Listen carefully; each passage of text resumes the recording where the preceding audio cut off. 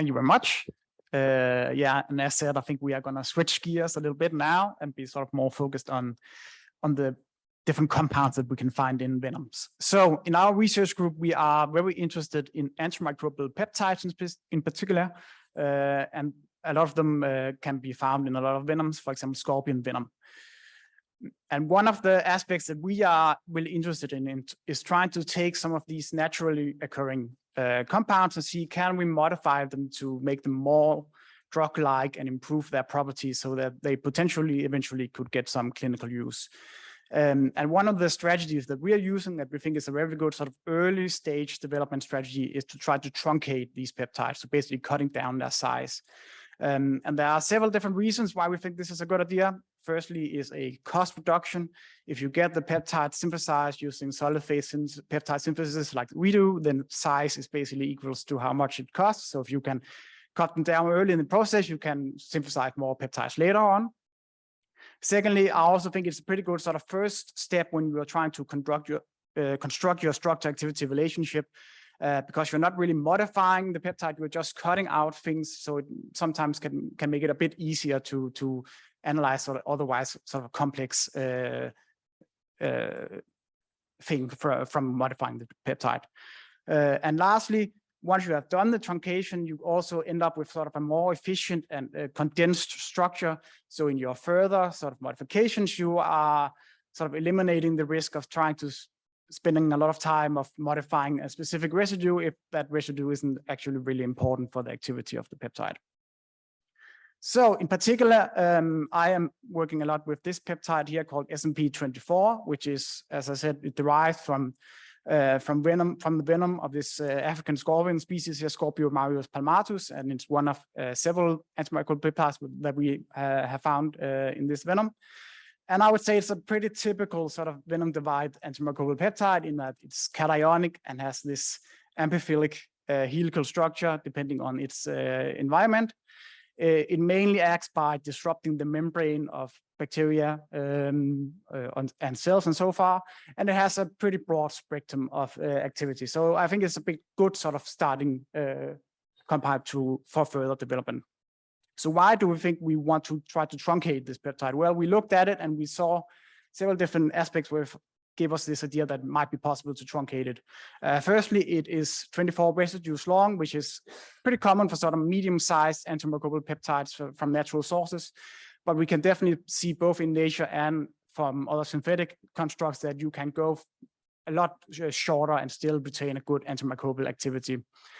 Secondly, the peptide also contains a lot of residues which we don't necessarily think has a lot of influence on the binding to membranes and so on, like the negatively charged aspartic acid and the small residues like glycine and alanine.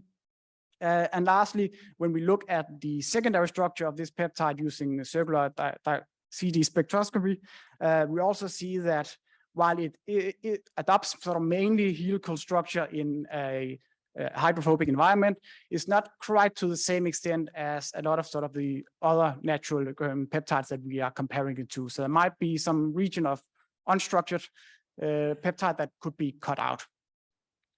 However, there are also some potential limitations that we always need to be aware of when we are talking about truncation. Firstly, we haven't sort of a good, at least before I started, we hadn't a good idea about where this unstructured region of the peptide is located. We are not quite sure what sort of the function of these smaller residues are. If they are still important, even though they might contribute a lot to the membrane binding. And lastly, we also need to be very much aware about the mechanism of action of this peptide. So as you can see over here on the figure here, there's lots of different ways that antimicrobial peptides can sort of disrupt the membrane of the bacteria. But the key thing to notice is that for some of them, it seems to be really important that the peptide is long enough that it can span the entire bilayer, such as with the barrel stave model or the toroidal pore model. But for a lot of the other ones, it doesn't matter that peptide isn't long enough. So we need to make sure that our peptide doesn't work with one of them where it's really important that it has a specific length, because then it would be a bad idea to, or likely be a bad idea to truncate it.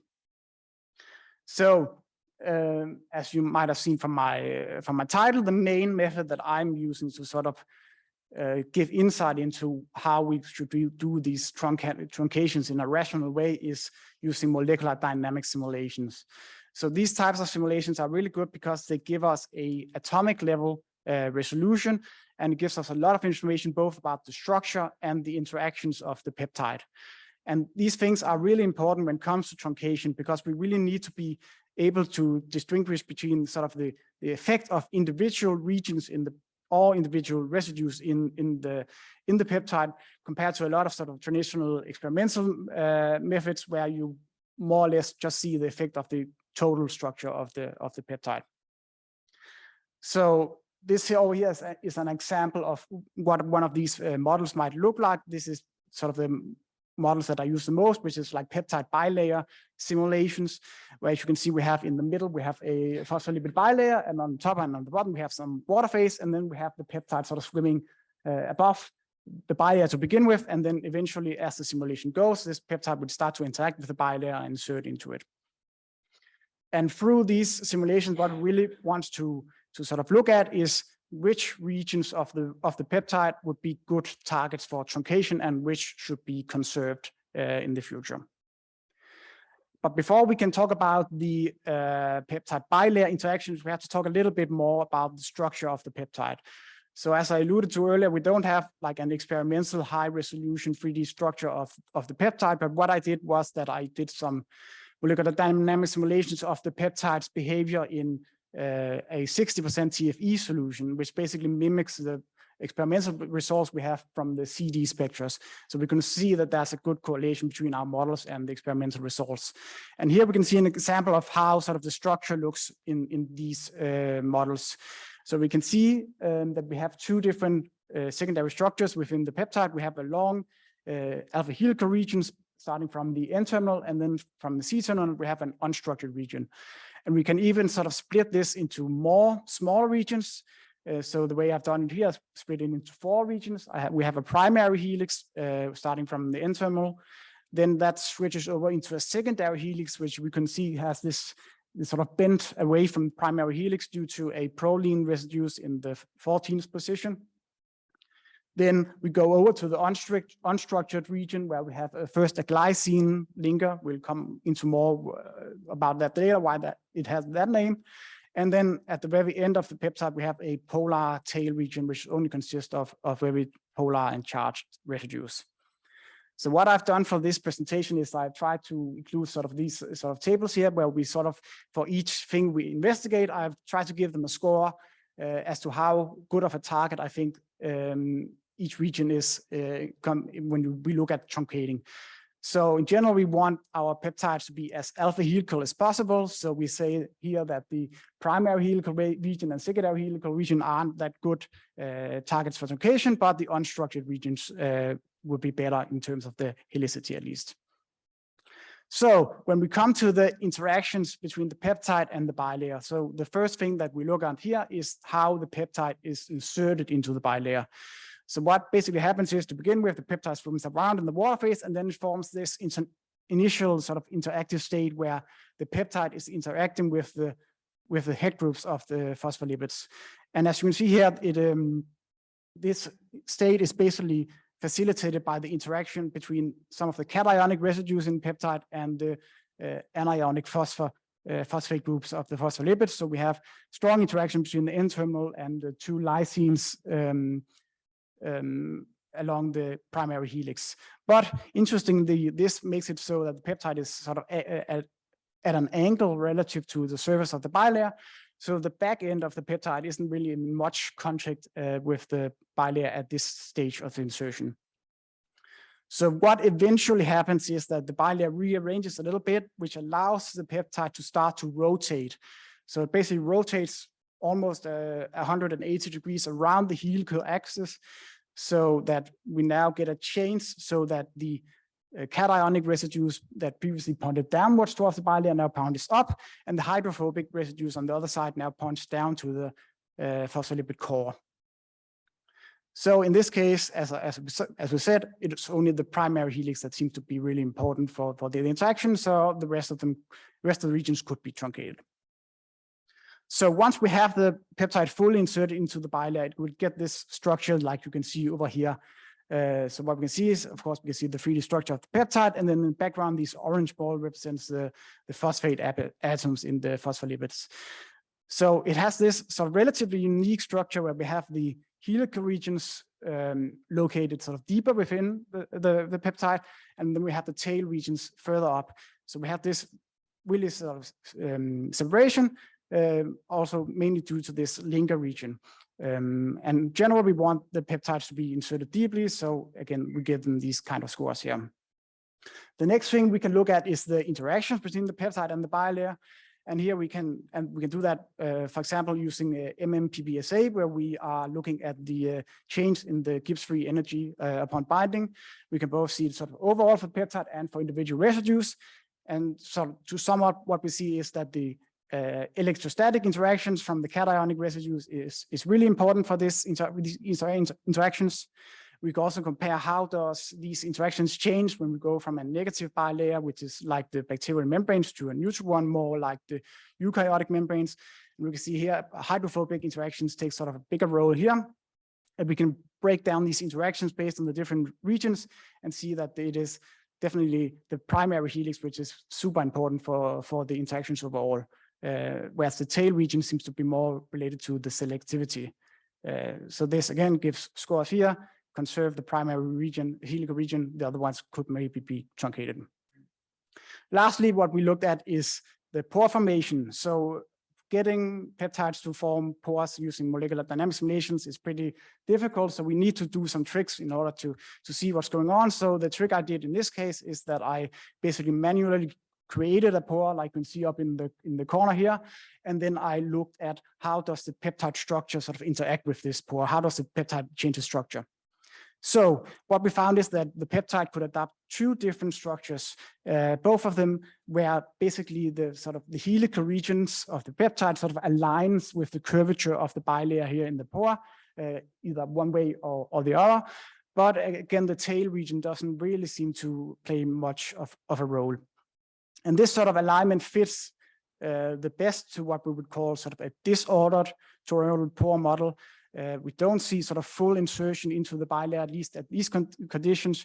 You can sort of force the peptide to insert at higher concentrations, but it doesn't really like to be fully inserted into the pore. It likes to adopt this sort of interface associated structure.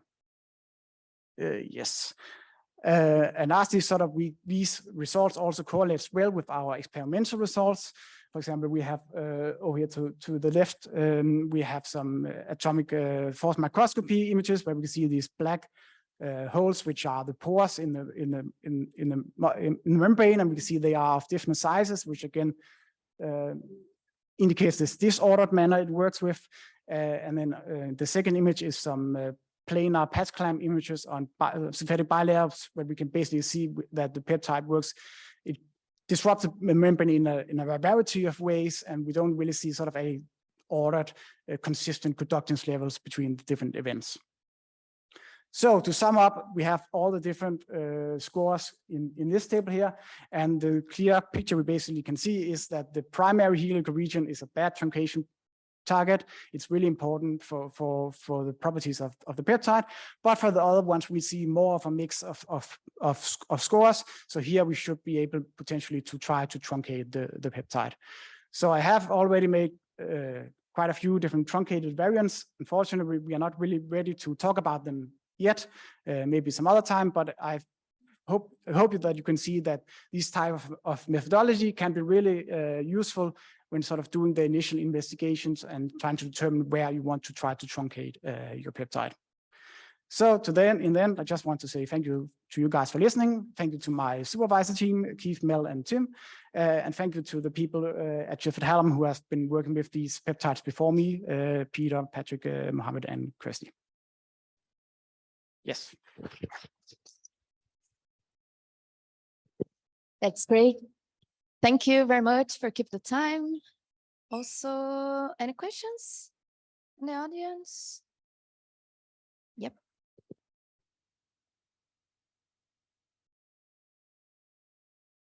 Hi, I'm Konrad Hus from Rzeszów University of Technology. Thank you for the talk. So I have this question. I assume that you are aware of existence of some online tools for predicting of the antimicrobial properties. Mm. So I'm curious, did you see any correlation between such tools and your studies? I mean, so even with these more advanced tools, it's still, I think, pretty difficult to accurately predict the antimicrobial activity, just because the mechanism of action is so complex, right? But the main thing that we are simulating here is just how the peptide is inserted into the bilayer, but still needs to go on and create the pores and so on and so forth. So it's really difficult to get a good correlation. But I think what you can do with this tool, and probably also a lot of other online tools, is to help you sort of subtract bad peptides. I think it works very good with that. So what we have done in our further development is that we first screen them using our simulations here, and if we see sort of big changes compared to the native peptide, we have sorted those out of, so we don't need to synthesize them. Okay, thank you. Any more questions? The online participants has any question? So thank you very much. It was a great talk.